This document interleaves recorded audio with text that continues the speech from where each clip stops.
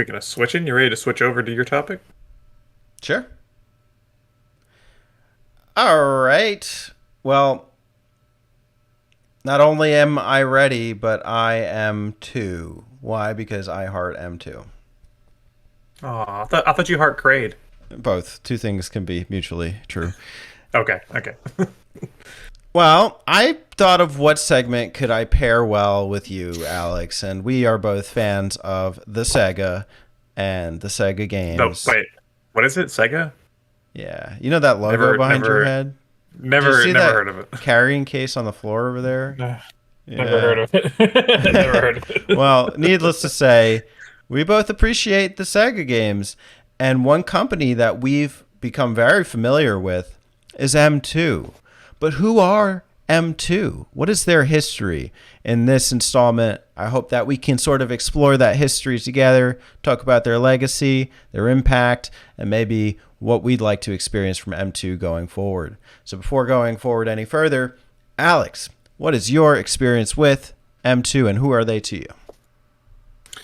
I like him too. I'm actually gonna look. You sent me a document here, and I'm gonna look and see if I can tell you what my first instance of M2 is.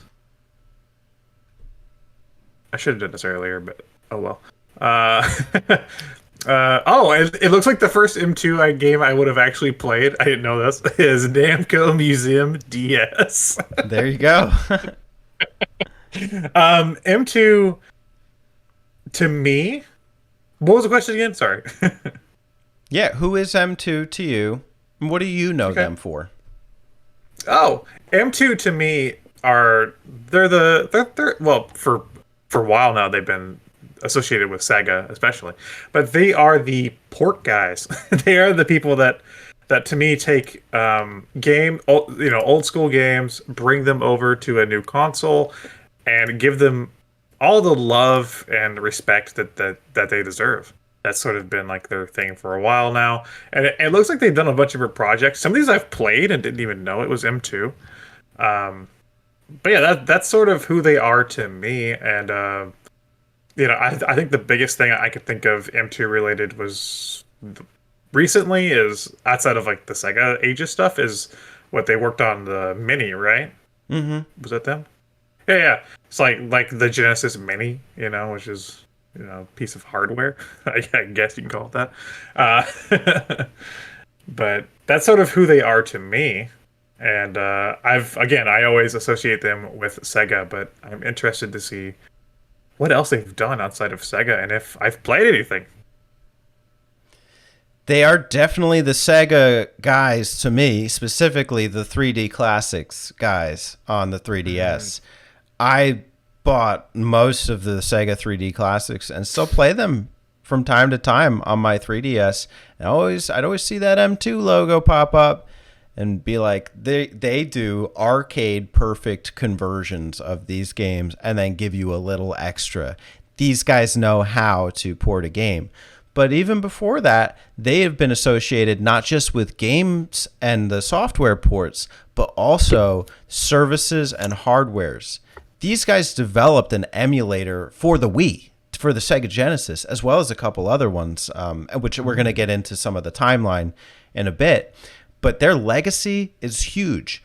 I put together a list of all the games from the Wikipedia and I numbered it just to see what it was looking like.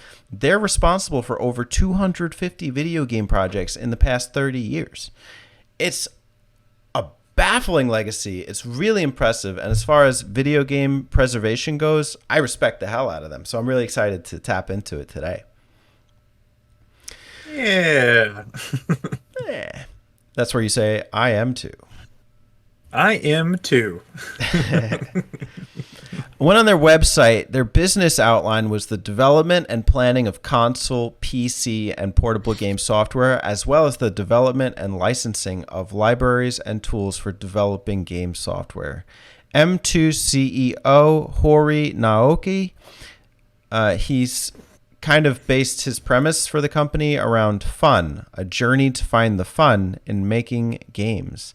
There's an interesting interview with him where he talks about what is the like importance or value of, fun, and how, like, especially nowadays, people enjoy kind of creative tools and playing with each other, like, engaging in that way, like Mario Maker style, and sharing their own, stuff. It made me think about like some of the recent Sega Ages stuff, and like how like you can see the leaderboards, and I just thought that was a cool little segment.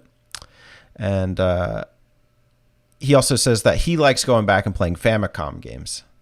I thought that was interesting. Kind of quick burst games, and you got to really have high reflexes. So definitely values his history. Maybe we can take turns here going through the timeline of their history and then just stop at each one. So I'll start with number 1. The first event in M2's history I want to bring to the table is their birth. They were established in August 1991.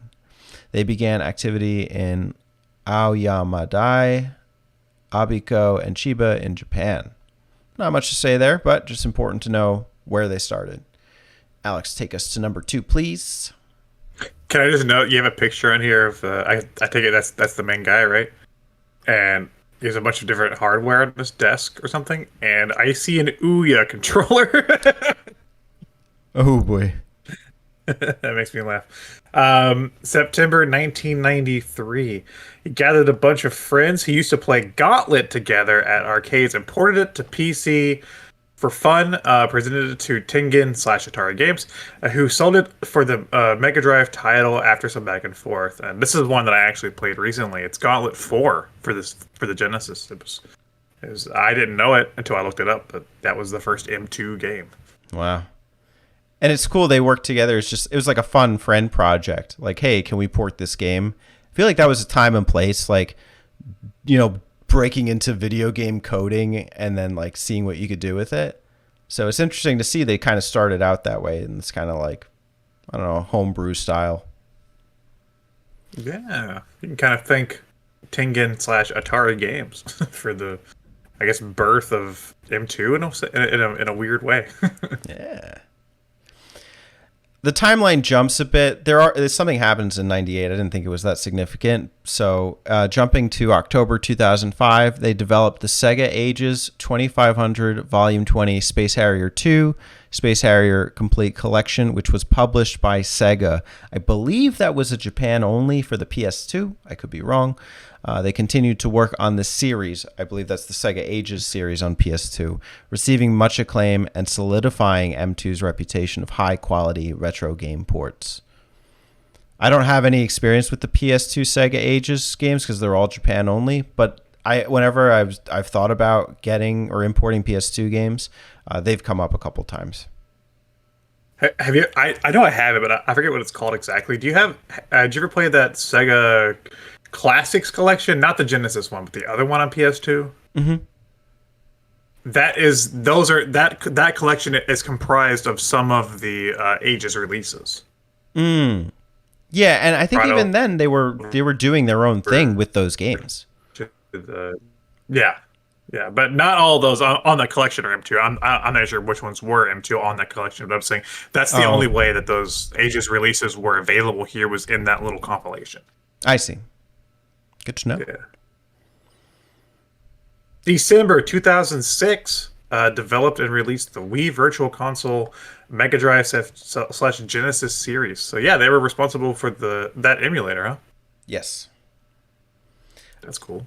I don't think I downloaded anything Genesis at the time, but that's I don't think I did ever.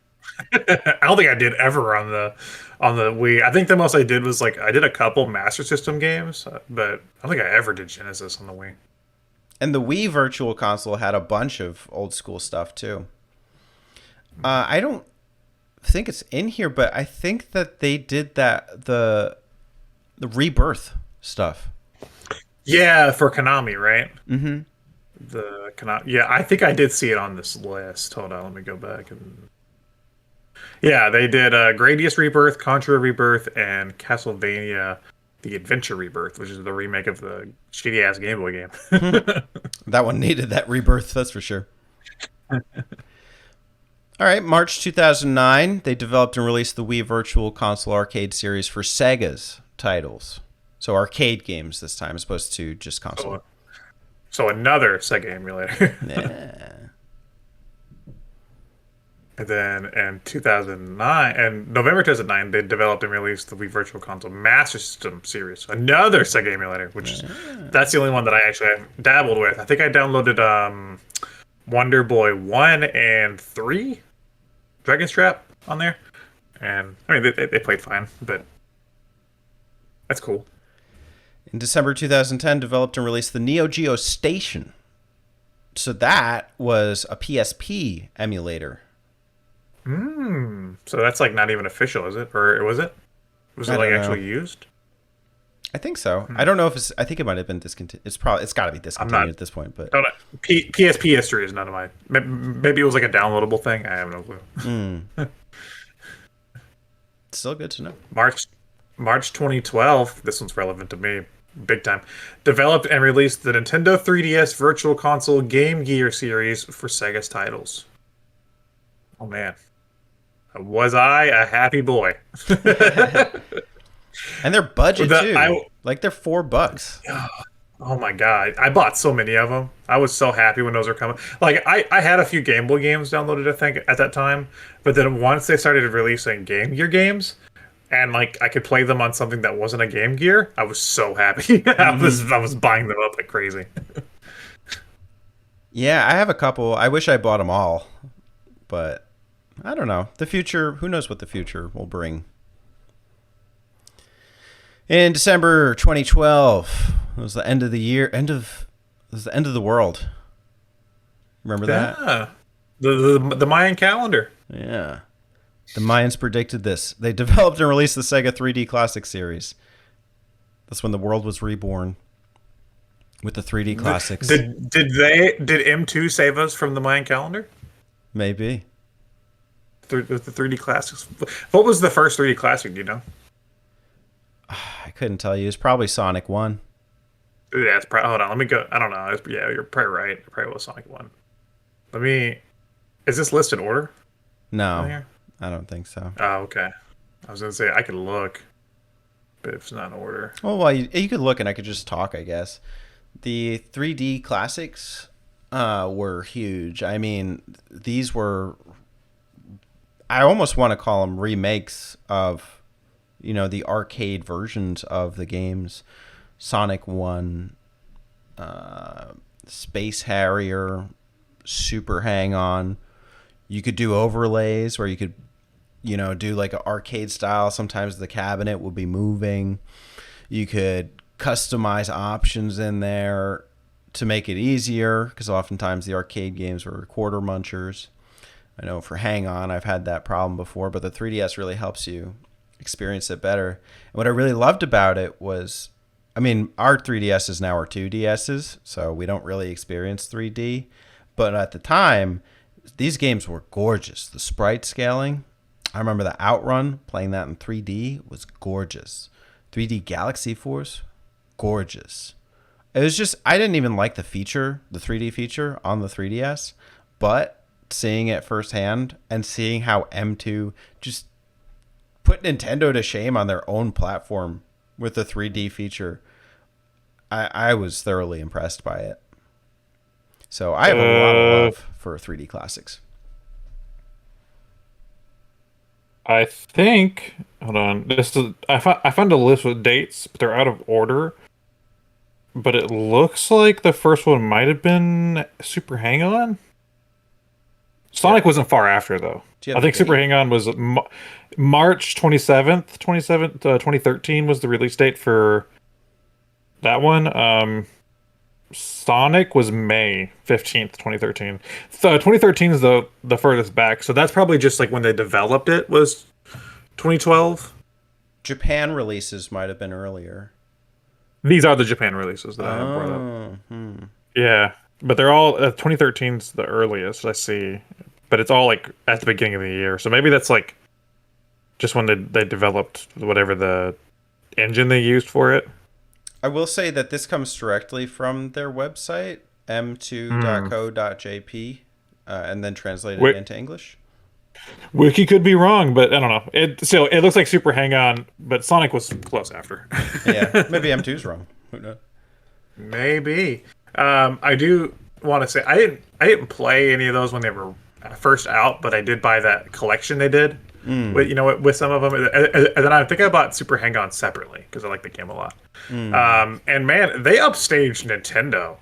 Uh, I only have two of them, but Nintendo did that series of six 3D classics, Mm-hmm. and they did like Kirby, Xevious, um, Kid Icarus, Twin B, uh, Urban Champion for some reason, and Excite Bike, Mm-hmm. and the M2 3D Classics games for Sega were so much better than the Nintendo offering that they developed in house at Nintendo. Like I have the Kirby one and the Xevious one, and they're fine. But M2 put so much more care into those titles and had so much more options for the displays and stuff. Right, and it was like you're up. Like, why would I need 3D for an NES game? Like to see what am I seeing in 3D on Kirby's Adventure? And they charged you. I think it was a little more. By the way, I went to the list. It looks like Space Harrier was released in December 26, 2012. Okay, so then that would have been it. Then I didn't see that on there, but And that was a there really you go. cool one too, because you could use the stylus to control the dude, and also the 3D was looking great too. You didn't have to do Get that, but it was ready. a nice touch.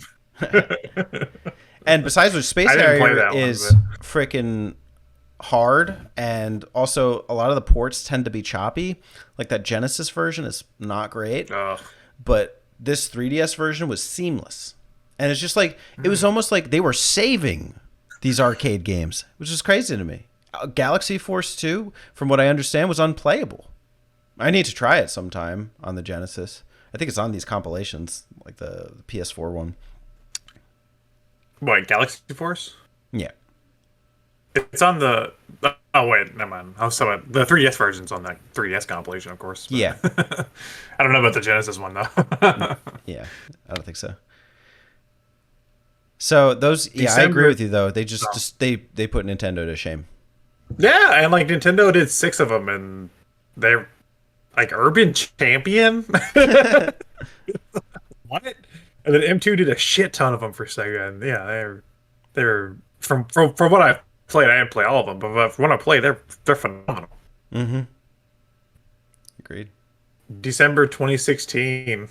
Yeah, your battle. What is that name? Garaga, like Garaga? Galaga, but Garaga. Garaga? Get Garaga? Rev 2016 became our first self-published console title, so they started publishing their own games.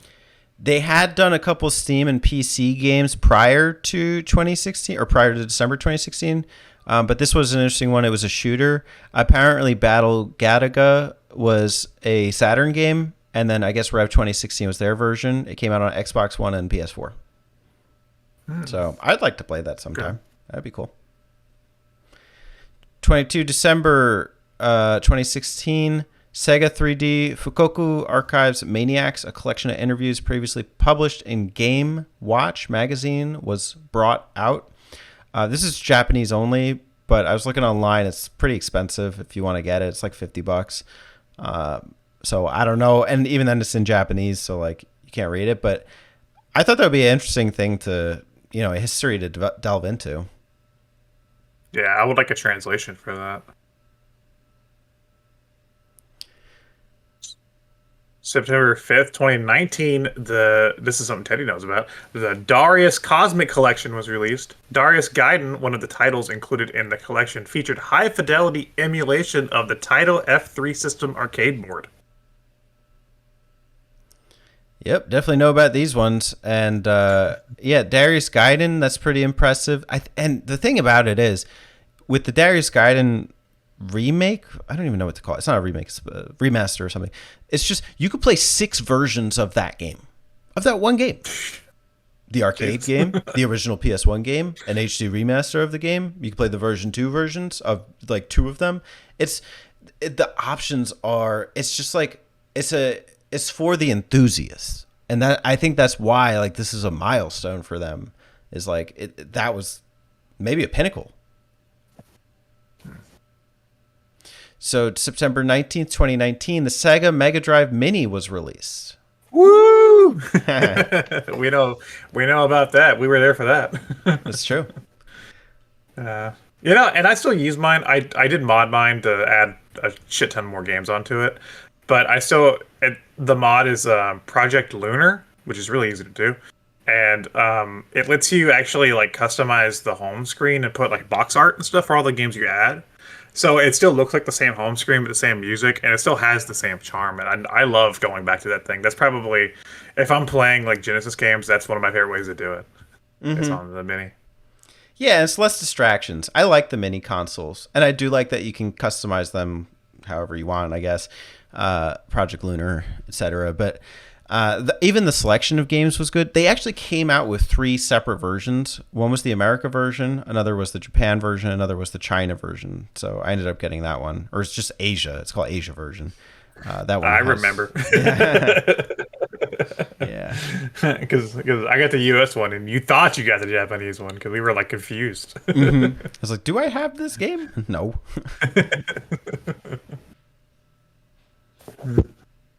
Oh, it's my turn, isn't it? Yeah, I think so.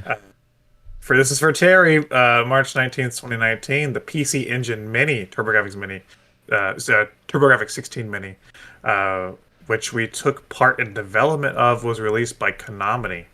Konami Digital. Konami. Konami. Well, you know, their Konami's life's been pretty tragic, so I guess it could be a Konami. That's true. But this was not part of the Yeah, comedy. This is a pretty solid achievement. that's pretty cool. I don't know anything about TurboGrafx games really, but I mean, awesome. And then lastly, 26 October 2021, M2 developed an execution environment for Sega Genesis, Nintendo Switch Online, Sega Mega Drive, Nintendo Switch Online. So they did the Switch Online Genesis stuff, Mm-hmm. which I don't have my subscription anymore to the whatever the hell's the expansion pack is, but um, from what I played of the Genesis games, yeah, they were good. I mean, it was just it's a good way to play some Genesis games. Yeah, the only unfortunate thing, well, so the board I think is impressive, the fact that they were able to do that. But I think the issue is that the library is so recycled. So there's a question for me about like licensing at that point. And then even with Mega Drive Mini, because on that same console you could just buy the Sega Genesis collection. It goes on sale every so often, and even Yeah, then, like I have it that's downloaded. what that So that's the only thing that held me back from every once in a while they add something cool, like if you don't have a mini they add something cool like the Mega Man Wily Wars or like Earthworm Jim or something. But yeah, I that's what stopped me from playing a lot of that was the fact that Genesis collection was also available on Switch and I have that. hmm But that's again that's licensing between Sega, Nintendo, and whatever other companies they have to get. So that's not M2 directly. right.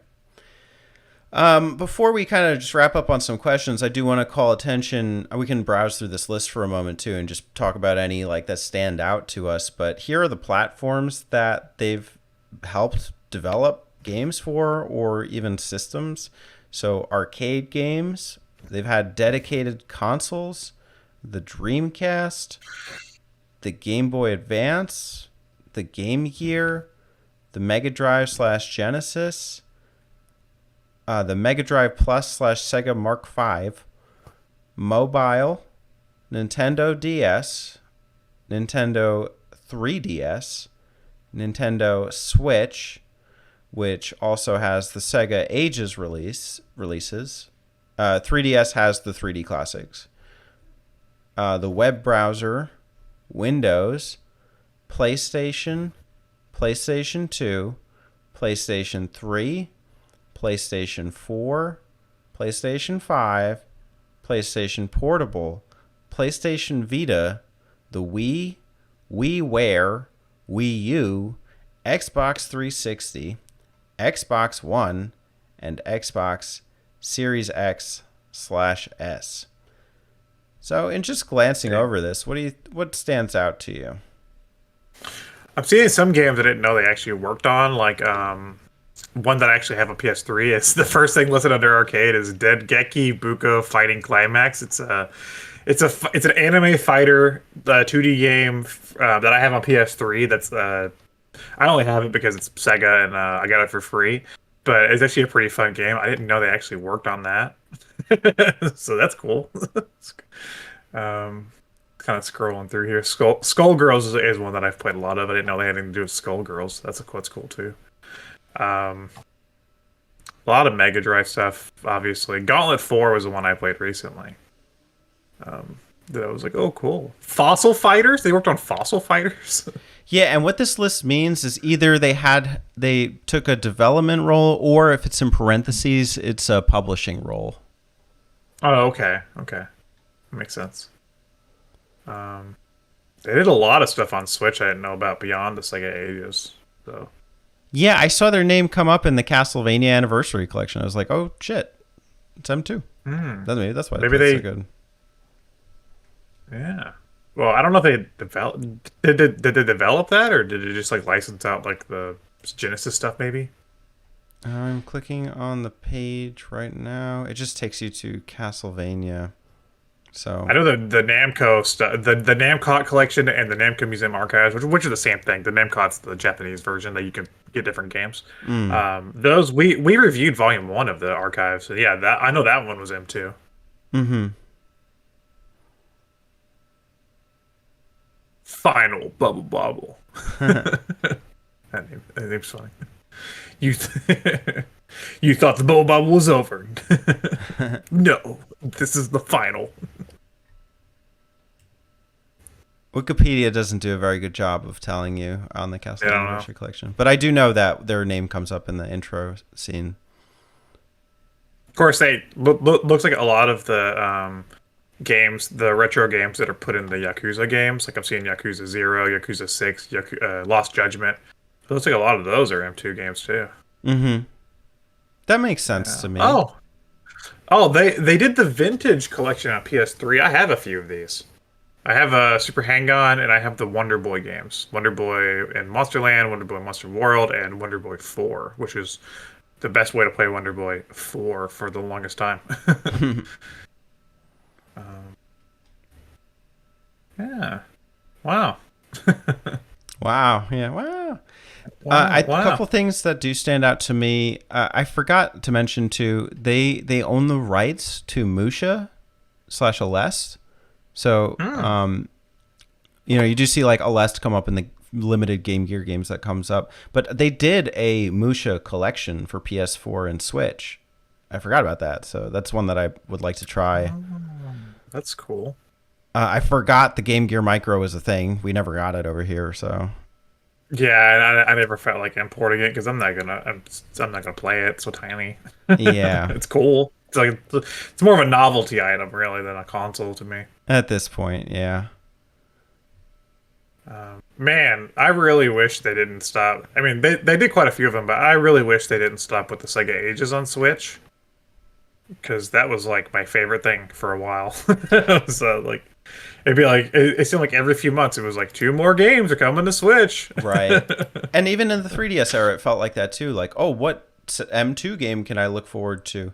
Unfortunately, the quality control kind of went down and it started becoming like Columns 2 and Ichidan R. And I was like, okay. Hell yeah, Columns 2 in Ichidan R. Yeah. But still, I mean, on Switch, you got some pretty cool ones. I mean, just the fact that Thunder Force 4 and Herzog's Y got Ages treatment. That's that's fucking awesome. Mm-hmm. That's true. Yeah. So, what do you think the legacy of M2 is today? What does it mean to you? M2 puts a lot of other companies to shame to me, especially when it comes to preserving retro titles. A lot of times I think to myself whenever I play something that's like kind of shoddily put together that has like old collection of games and stuff, I'm like they should let M2 do this. That's usually what I think of. Like M2 wouldn't fuck this up. And that's sort of their history to me. It just like seems like they really care about the titles they work on and bring over, and they seem to have a sense of like what makes like retro gaming so magical, you know. Yeah, these guys are love letters to the industry. Point blank. And I'm so happy, and they're a company like if I buy a game by M2, I'm like, yeah, I'm happy to support this. Hmm. So I never regret like a Sega Ages or Sega 3DS purchase. Even like Virtua Racing, I played like an hour of it, but it's it's good. I respect it, and it helps me relive that era. And I didn't really experience that era, so it's like, you know, it's a good it's good for me. They go above and beyond. I mean, even that Virtua Racing, I believe you can play 16 player or something crazy like that. Yeah. Like you would an arcade, like Hmm. with cabinets. Like who? What? Yeah, dude, the Sonic 1 thing, well, they had the spin dash first off, so hell yeah. But second, they had the Mega Play thing where I took the online leaderboards. Like I was like number 9 Hmm. or something. I don't remember, but like just little things like that go a long way. And it's for like beloved titles. So, I'm always happy to see that. And columns too. And columns too. Not all are beloved. Some are, some are columns too. They are. What would you like to see from M2 going forward? I don't know. It seems like they're doing a pretty good job. I don't know if I can give them any more direction other than just keep up good work. Um, I mean, I've seen a lot of stuff here that like I didn't know they worked on that I've played, and I'm like, damn, that's why that was so good. I want a um, Saturn emulator. yes, but that's I don't know. I mean, I'm sure they could pull it off. I think they could, but I I don't know how much of a priority that would be. The world is ready, M2. We're Yes, we ready for want the to play Saturn. Bug. We need to play Bug. All the Japanese imports we never got. It's time to start localizing. Wouldn't it be hilarious if they got like a Saturn emulator down, it was nice crisp, and they instead of bringing over like the Japanese games that everybody wants to play, they start bringing over like the shit that got released here, like fucking Bug and Mist and like that kind of stuff, Just the most like common college stuff. college slam, you know? Sonic R. Oh no, It's oh not a bad game. no. I like Sonic R. Yeah, Sonic Star is weird. It's good. It's weird. Good soundtrack. Yeah. M2, we salute you. Our salutations. Hell yeah.